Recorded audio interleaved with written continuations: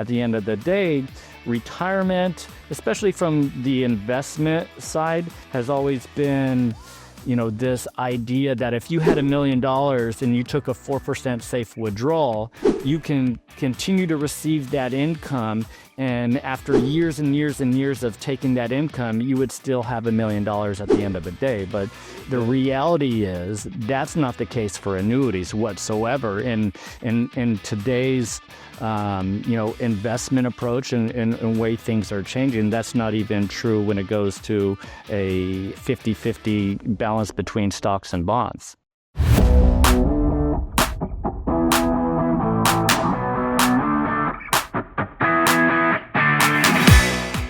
Coming up, I have an amazing interview with a safe money expert who for years was helping investors and agents push their money into safe products like annuities until one day the light bulb went off for him. He had that aha moment that he realized these investors needed more. Yes, still no stock market risk, but higher returns. This interview, you're not going to want to miss it. He talks about the perfect blend for all investors heading into retirement. You're not going to want to miss this. Stay tuned.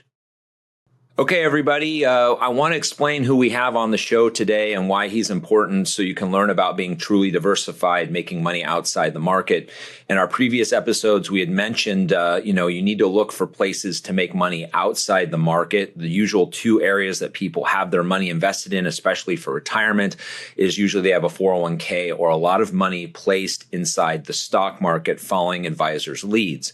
As we know politically what's going on, it's been crazy, all this tariff talk, and a lot of those things have created issues on this, Wall Street with the stock market. People get a little shaky there. Wall Street's not really sure where we're going to go with this in a month, 6 months, who really knows? And this is a perfect example on why there are a lot of financial advisors out there who have been recommending for years why a portion of a person's money has to be placed outside the market. Of course, the first place people look to are annuities, something that's snugly safe, and they do have a place in a lot of people's portfolio. My side of it, I believe, is that a little too much money is placed over there and people need to diversify even further out, putting money in what's known as alternatives. And we discussed life settlements as a place where people are looking, following the lead of people like Warren Buffett, who have done very well in that space. And my guest today is Ryan O'Toole, who is the CEO of RMO Wealth and has an extensive background of working with people outside the market for nearly 2 decades. Ryan, welcome to the show. Hey, thank you, Ben. Explain a little bit to people. I know that you are much more, let's say, pro annuity than me. I like annuities for a certain segment. I think you and I agree on this side that it's a great place to have money safely tucked away for maybe a 10-year timeline so that people can use it for income down the road. And I know you preach that. I know that's your top level. So we're going to agree on that. And that's where you pretty much have spent most of your career, right? Discuss kind of that angle and why you decided to go that road. You could have gone down the stock market road. I'm sure you could have worked for one of the big houses, but you decided, when you started this path, that was the first place you wanted to be with. And why was that? And talk about your experience with that. Correct. So, my experience for the last 20 years has really been on the consulting side. So for 20 years, I worked for insurance carriers and insurance brokerages. And our clients were the insurance advisor, the registered investment advisor, and securities reps. And, we did advocate for annuities a lot, really teaching them how, financial services has changed and how things went from most clients having pensions to utilizing their 401k. Largely for their own retirement. And we utilize annuities to build pension-like income for those who don't have 401k. So while I'm a vast advocate of annuities for building family pensions, as we call it, right, I still believe that, diversification is the strategy. And that's kind of what we preach today. So where RMO was born was, I have a platform where I consult today, consulting independent financial advisors, but we also have a platform to go direct to consumer as well. Right. And of course, a major part of that is the annuity side. But somewhere along the line, you and I have known each other for years. And like this was kind of the conversations we would have. You were kind of on the annuity side. I was more on the alternative space, even though I've recommended annuities in situations to several people.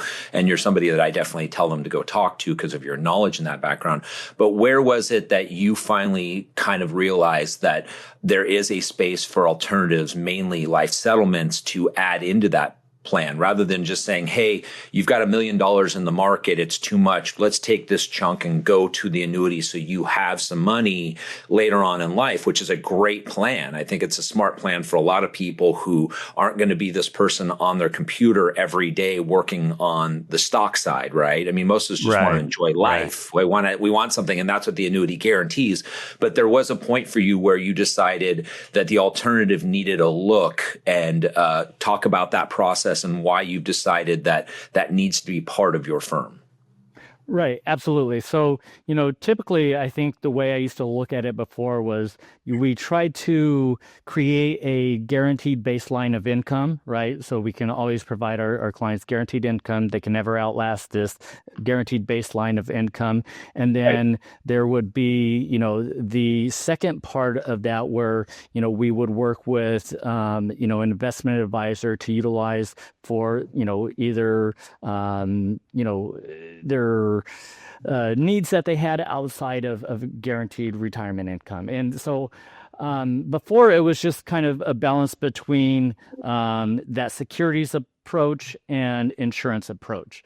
And it was lacking a little bit of a hedge because I think in our business, we feel like clients really are looking for three things, right?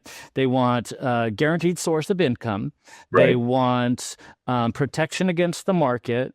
And they also want, a great growth source, right? They want their income to grow.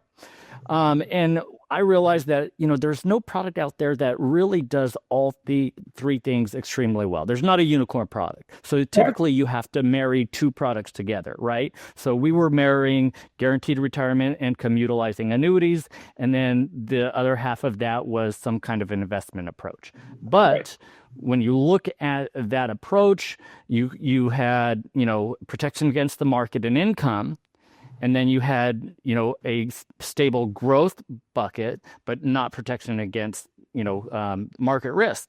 Right. So where I saw a space for life settlements is that you can marry two products and give them guaranteed retired income without market risk and fantastic growth with market risk. So you have clients who are adverse to the market and volatility and things like that. You can marry two products that gives them growth, income, and protection against the market.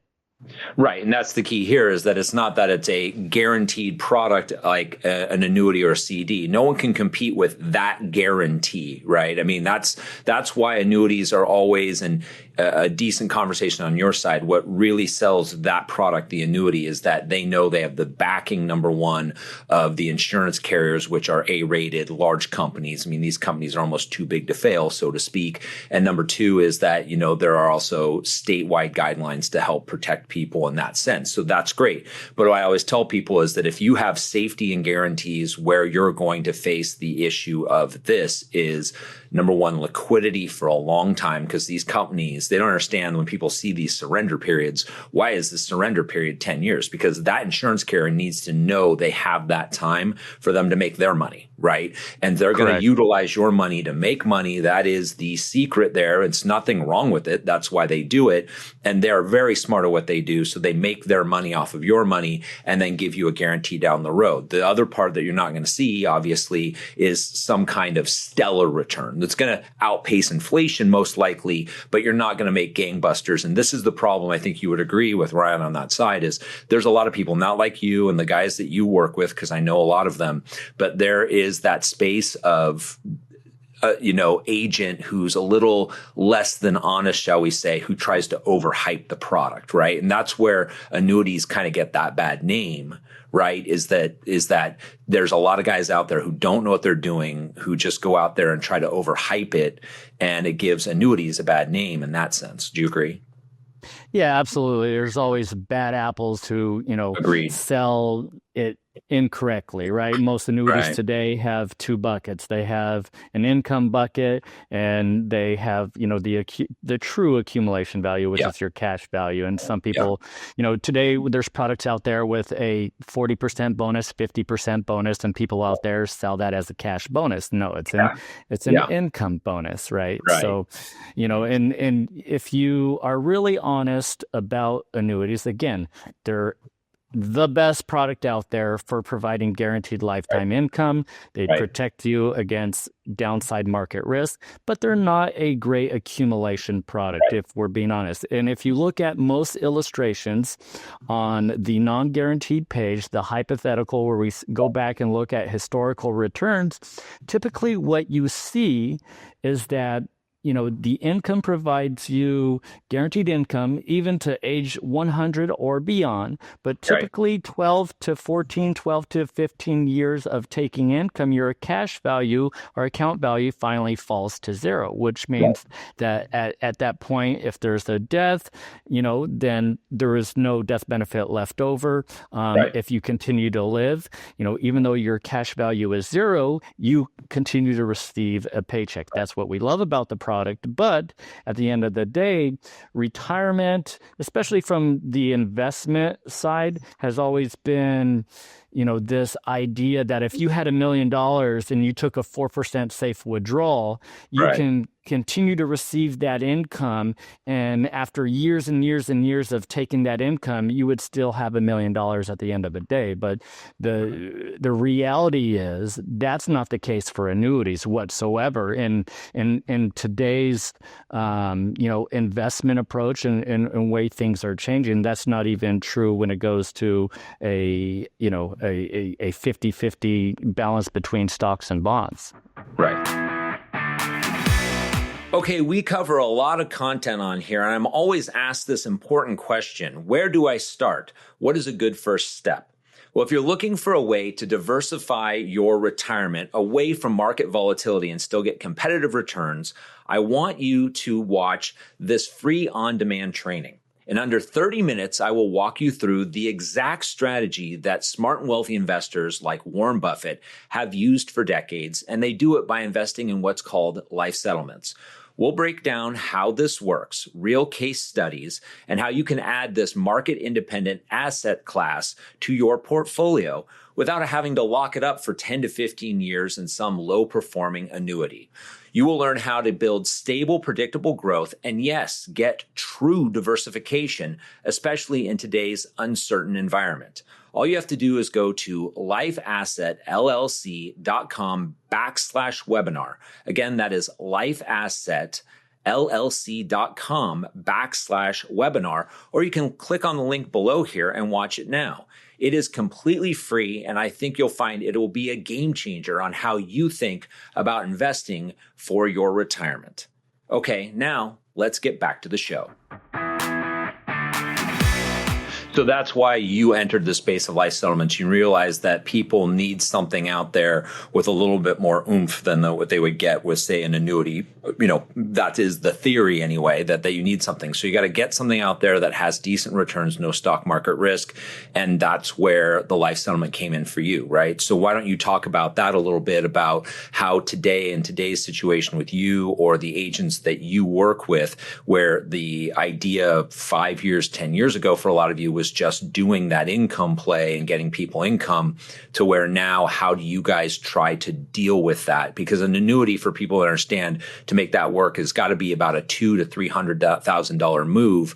And that's a big, big decision. But you guys are now realizing, correct, that there is small parts of people's portfolios, often ignored, what I call orphan accounts, that are just sitting there that most insurance annuity guys completely ignore. Right. And the clients are ignoring it because it's just sitting. I'm talking maybe like an old 401k with 30,000, or just some money sitting on the sidelines doing nothing, or something that's in the market that's not doing anything. So talk about that. Like, how do you now approach it rather than just an income situation, but talk about how life settlements fits your mold? Yeah, absolutely. I would say primarily just because most clients who are interested in annuities are market adverse, right? And again, I've met with clients personally, with, other insurance advisors, securities reps, other clients, sitting knees to knees with them, seeing what their ideas were for retirement, what their goals were for retirement. And oftentimes it's they want guaranteed income, they like growth, and they also want protection against the market, but no one product does all of those things. Correct. So, from a suitability standpoint, annuities are great, but the insurance companies today, they tell us we can't put 100% of their money into an annuity. We just can't. So typically it's, anywhere from... And real quick, and the reason there is because of the liquidity, right? I mean, Absolutely. Grandma gives you $1 million. Great. It's snugly safe, but now it's kind of stuck in the system. Sure, she can take a 10% free withdrawal, but that's the issue, right? Just to explain to people at home, why would that not be suitable? And I think you and I would agree, even if that wasn't a suitability criteria, it's irresponsible to do that, right? Right. And, the same thing goes for insurance producers as it does for, investment advisors, right? When things are going well, your clients love you, but when things are going bad, your clients hate you, right? And even though our clients remember that, we put them in this thing for protection against the market, if there's a couple of years where the market's down and the index doesn't perform anything, clients don't like that, right?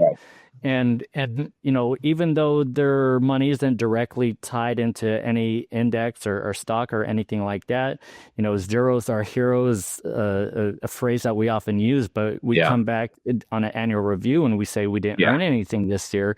They don't like that whatsoever. Right. And so, two things, so for that reason, as a hedge, I like marrying the life settlement with the annuity just because, we have another way of showing them positive growth without, stock market risk, right?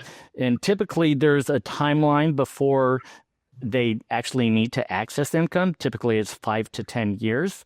Right. And so it is a perfect marriage between, I think, the annuity and the life settlement. If they have that time frame, they don't like stock market risk, but they want to see returns and they want to hit all three boxes. They want growth, they want income, they want protection against the market. Now, also from a suitability standpoint, we have to do a financial inventory, right? And so we find out where all of these assets are. And for the most part, most of our sales come from larger 401k rollovers. But as you said, a lot of times what we find are these orphan, IRA accounts, whereas, the wife had this old 401k or an old IRA that they just forgot about, out of sight, out of mind, right? And a lot of times, they're right in that range that is perfect for a marriage between the annuity and the life settlement. I'll give you an example, right? I saw recently a case where the advisor had an annuity for $350,000, and the wife had this old IRA for $47,000. Right. And so they had never heard about, life settlement investment portfolio. I told them how I like the marriage. And if these things on average perform in between 7 to 10%, that means the money's going to double every 10 years, correct? So if they have $350,000 in the annuity, it's going to give them guaranteed income for 10, 20, 30 years, however long, right? If we have 30 years between waiting to take income and taking income for 20 to 30 years, that means that $47,000 that was out of sight, out of mind, not affected by the market, but has a return profile of 7 to 10%. That means that $47,000 is going to be just about $400,000 by the time, their retirement ends. That means they have a product that gave them income, they have a product that protected them against the market, and they had this out of sight, out of mind, growth bucket that is going to give them equal to not more than what the value of that annuity was by the time that they retired. Right, with a lot less invested, right? Let's go over this. This is why that's a perfect scenario. What I'm hearing is, number one, it was a lot less invested in that space. So therefore, downside risk overall isn't so much substantial, because you just talked about they put $350,000 in an annuity, which has no risk. But of course, getting the money out takes time and it has to be a lifetime situation. Number two is here, it's a lot less risked as far as the amount of capital, right? And it's there. And it's number two, as you mentioned, it's money that they completely almost forgot about, or it's just something that they've kind of just, the only reason that they didn't move it somewhere else is just the hassle of paperwork, really, right? And they're probably being charged an arm and a leg in fees that they don't realize every year, and that they're mercy of the market where they probably already have a decent amount of money. So that money just screams for that third bucket, that alternative bucket. And like you said, what's great here is they don't have to wait, most likely 10, 15, 20 years to see some kind of money come out of it, because they'll be buying 5 policies in a portfolio at a time, right? And so there will be payout events throughout that history where if they need money additionally, or they want to spend that money down, they can in retirement very early on, right? It's like their first access to the money, which means, explain that, if they have an annuity, they may not have to take that annuity payment as early. The longer somebody waits to take an annuity payment, most likely that annual income is going to be higher, right? So That's correct. If there's a payment that comes out all of a sudden from a maturity, they might be able to use that money to live on in the early portions of the retirement if they don't want to reinvest. And instead, now they turn around and they go, well, we can kind of defer to take that payment another year, and that income actually goes higher, right? Kind of explain that real quick. Yeah, absolutely. So, again, what he's saying is that, if you marry a life settlement investment portfolio with the annuity for guaranteed income, you could actually ladder the life settlement as income with the annuity as well, right? Because typically, let's say in this case of $350,000, let's say in 10 years, it's going to provide a guaranteed lifetime income of $30,000 a year. But if you wait 15 years, maybe that jumps up to $40,000 a year. Right. And so the timeline of these life settlement investment portfolios, the maturities typically happen within 3 to 8 years, right? So if they decide not to reinvest, they can actually utilize the gains within that portfolio as income to supplement the guaranteed retirement income as well. So as an additional ladder to the income that they were going to use with the annuity.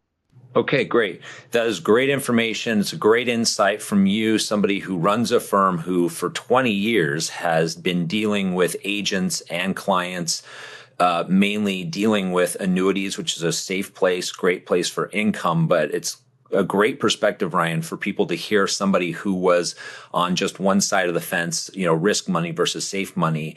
To hear for people, I really enjoy the insight. I really appreciate it. And for everybody here, we'll have Ryan's information in the notes for the show. So if you have any questions for him, especially, I'm just saying, if you're somebody who has any questions about an annuity period, this is the guy to go to. You got 20 years. He was inside offices with insurance carriers and outside on his own. Trust me, if I ever have a client who wants anything to know about annuities, this is the guy to go to show you the numbers, not some agent who just sells it because he was given a portfolio and told to go sell it, but somebody who actually knows the inside numbers, plus his experience on the other side of the tracks. So I really appreciate your time, Ryan, and we will definitely have you on another show as we go along to talk about other issues. So I appreciate your time.